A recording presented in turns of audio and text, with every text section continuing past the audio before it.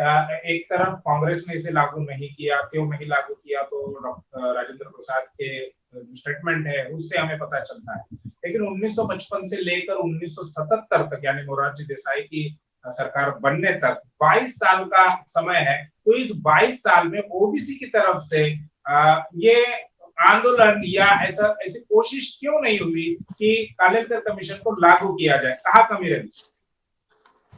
इसमें देखिए दो चीजें महत्वपूर्ण है। एक तो बैकवर्ड क्लासेस का कोई इंडिपेंडेंट मूवमेंट कांग्रेस के द्वारा खड़ा होने नहीं दिया गया था। महाराष्ट्र में सत्यशोधक आंदोलन जो था वो कांग्रेस के द्वारा खत्म कर दिया गया था। सेंट्रल प्रोविंस से पंजाबराव देशमुख बाबा साहब अम्बेडकर के साथ में एक बहुत बड़े बैकवर्ड क्लासेस के नेता थे और बैकवर्ड क्लासेस का फेडरेशन भी चलाते थे। बाबा साहब अम्बेडकर, आर.एल. चंदापुरी और पंजाबराव देशमुख के द्वारा एक ज्वाइंट रैली लोकसभा चुनाव से पहले कॉल की गई थी।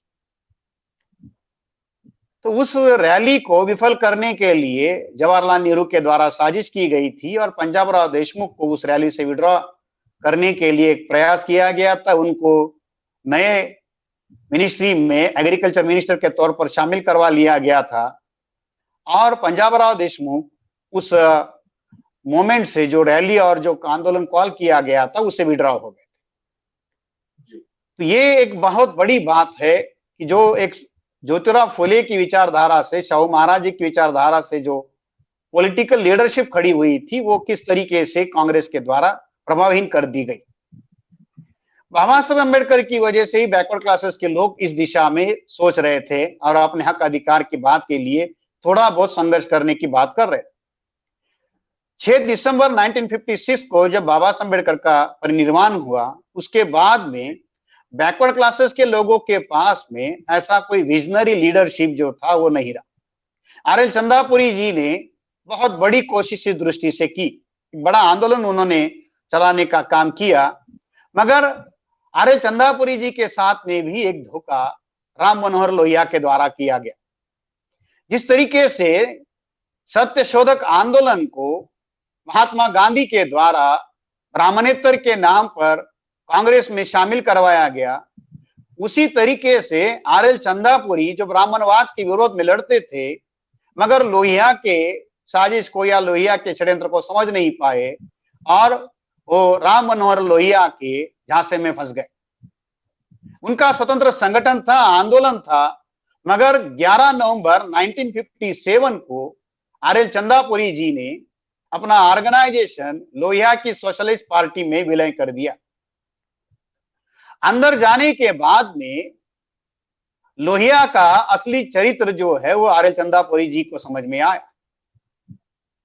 लोहिया जी का या लोहिया का जो सारा व्यवहार है वो एक प्रचंड ब्राह्मणवाद की तरह ही वो सारा चला रहे थे। ये जब चंदापुरी जी को ध्यान में आया तो उन्होंने अपनी जीवनी में इस बात को कोट भी किया कि लोहिया के पार्टी में मेरा आंदोलन या मेरा संगठन विलय करना ये मेरे जीवन की ऐतिहासिक भूल थी। ये भूल केवल राम मनोहर लोहिया के संगठन में अपना संगठन शामिल करना, ये भूल केवल आर.एल. चंदापुरी के द्वारा ही नहीं हुई। बिहार और उत्तर प्रदेश में जितनी भी बैकवर्ड लीडरशिप खड़ी हुई, ये बैकवर्ड लीडरशिप में ये बात हमको दिखाई देती है कि वो बैकवर्ड क्लासेस के नेता जो है, ये फुले, साहू और बाबा साहब अम्बेडकर को अपना आइडल मानने की बजाय ये बैकवर्ड लीडरशिप जो दिखाई देती है, या मंडल के आंदोलन के समय में भी या आज भी जो तथाकथित बैकवर्ड लीडरशिप जो बिहार और उत्तर प्रदेश या नॉर्थ इंडिया के राजनीति में है, ये लोहिया और जयप्रकाश नारायण के नेतृत्व में या उनकी विचारधारा पर काम करने वाली लीडरशिप रही। बिहार में जयप्रकाश नारायण के द्वारा बैकवर्ड क्लासेस के नेताओं को भ्रमित किया गया और राम मनोहर लोहिया और जयप्रकाश नारायण के द्वारा बैकवर्ड क्लासेस का जो इंडिपेंडेंट आंदोलन खड़ा होना चाहिए था वो होने नहीं दिया गया। लोहिया और जयप्रकाश बैकवर्ड की बात तो करते रहे, मगर बैकवर्ड का बात करते करते उन्होंने बैकवर्ड लोगों का सारा सेल्फ रिस्पेक्ट का मोमेंट खत्म कर दिया। ये जो सवाल आपने कहा कि 55 से लेके 77 तक ये ना होने का एक बड़ा कारण जो है, ये लोहिया और जयप्रकाश का जो वहां पर एक प्रभाव निर्माण हुआ बैकवर्ड क्लासेस के लोगों के ऊपर, उसका एक मौलिक कारण ये भी है। इसी कारण जो है कि ओबीसी का जो नॉर्थ इंडिया का जो आइडॉल जिसको माना जाता था तथाकथित लीडर जो है, वो ज्योतिराव फुले साहू महाराज को अपना प्रेरणा स्रोत मानकर उनकी विचारधारा पर काम नहीं करता, वो लोहिया और जयप्रकाश नारायण की विचारधारा। इसलिए उस पीरियड में कोई बड़ा आंदोलन इनके द्वारा खड़ा नहीं किया गया। जी जी, आपने बार बार कालेलकर कमीशन की रिपोर्ट का उल्लेख किया है, और हम जो मंडल कमीशन है उसकी रिपोर्ट को भी जानते हैं। तो इन दोनों में क्या कुछ अंतर रहा है? क्या कुछ आपने दोनों रिपोर्ट को पढ़ा है, परखा है, उसका अध्ययन किया है? जैसे कालेलकर कमीशन में जाट, पटेल या महाराष्ट्र के जो मराठा है उनको शामिल किया था बैकवर्ड में, लेकिन मंडल कमीशन में उनको बाहर रख दिया गया। कालेलकर कमीशन में कम जातियां थी और मंडल कमीशन में ज्यादा जातियों को बैकवर्ड के आधार पर उनको मंडल कमीशन में शामिल कर दिया गया। तो ये कौन से ऐसे अंतर दोनों में आपको दिखाई देते? क्या समानता थी और क्या अंतर? देखिए, दोनों की परिस्थितियां अलग अलग थी, उस समय के संदर्भ भी अलग थे। कालेलकर के द्वारा जो जातियों की लिस्ट बनाई गई, उस समय तो कोई ऐसा अलग से कोशिश जातियों की लिस्ट बनाने के लिए नहीं की गई थी। शिक्षा विभाग के द्वारा जातियों की लिस्ट जमा की गई थी। एजुकेशन डिपार्टमेंट के द्वारा ये जातियों की लिस्ट जो है वो जमा की गई थी। कालेलकर ने एक तरीका ये अपनाया था, वो ये था कि वर्ण व्यवस्था के आधार पर समाज में जो द्विज लोग हैं, ब्राह्मण, क्षत्रिय और वैश्य, इनको छोड़कर और जो पांचवा अवर्ण जो है, वर्ग जो है, जिसको हम लोग अस्पृश्य कहते हैं, संविधान में ऑलरेडी उन लोगों को शेड्यूल कास्ट के नाम पर कॉन्स्टिट्यूशनल मान्यता है, आदिवासियों का अलग से अधिकार निश्चित हुआ था। तो बचा हुआ जो वर्ग था वो शूद्र वर्ग था। तो कालेलकर ने ये एक तरीका ये अपनाया था कि जितनी भी शूद्र जातियां हैं, इन सारी शूद्र जातियों को बैकवर्ड क्लासेस के तौर पर आइडेंटिफाई किया था।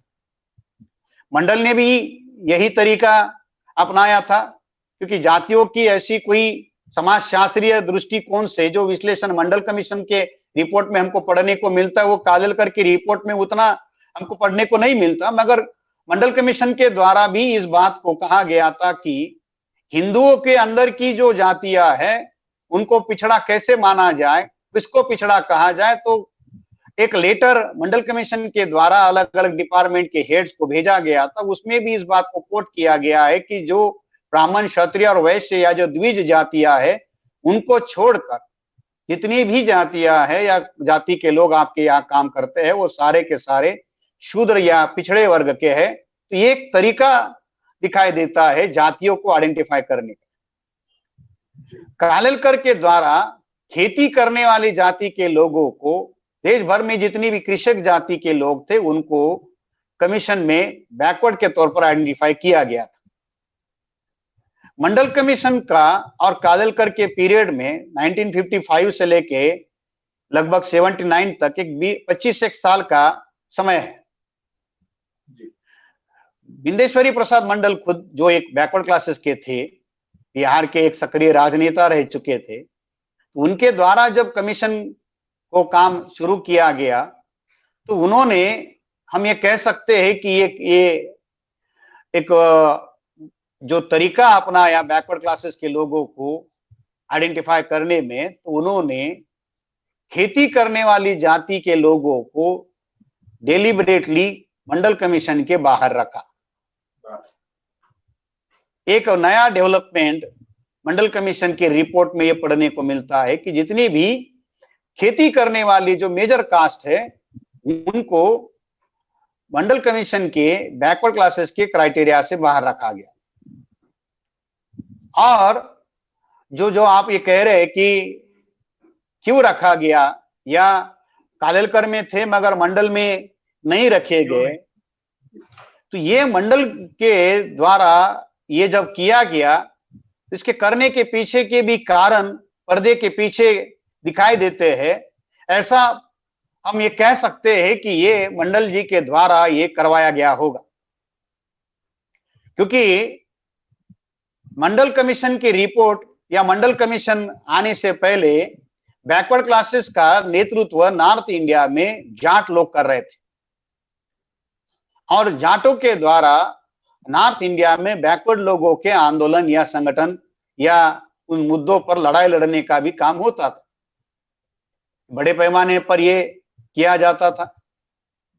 और मंडल आने के बाद में जाटों का जो सारा बैकवर्ड क्लासेस से बाहर होने के बाद में जो लीडरशिप जो थी जाटों की बैकवर्ड के तौर पर कि वो सारी प्रभावहीन हो गई। और उसके बाद में नॉर्थ इंडिया में एक जो हम ये कह सकते हैं कि मंडल आने के बाद में किसानी करने वाली जो जातियां है, ये जातियां जो बैकवर्ड के तौर पर संगठित होती थी, करती थी, आज भी जाट उसके लिए रिजर्वेशन के लिए संघर्ष कर रहे हैं। महाराष्ट्र का मराठा उसके लिए संघर्ष कर रहा है। कोई तथ्यात्मक कारण इसमें दिखाई नहीं देता कि मंडल के द्वारा ऐसा ये क्यों किया गया, मगर पर्दे के पीछे से अगर हम इसको देखते हैं तो ये कांग्रेस के द्वारा ऐसा करवाया गया होगा, हम ये कह सकते हैं।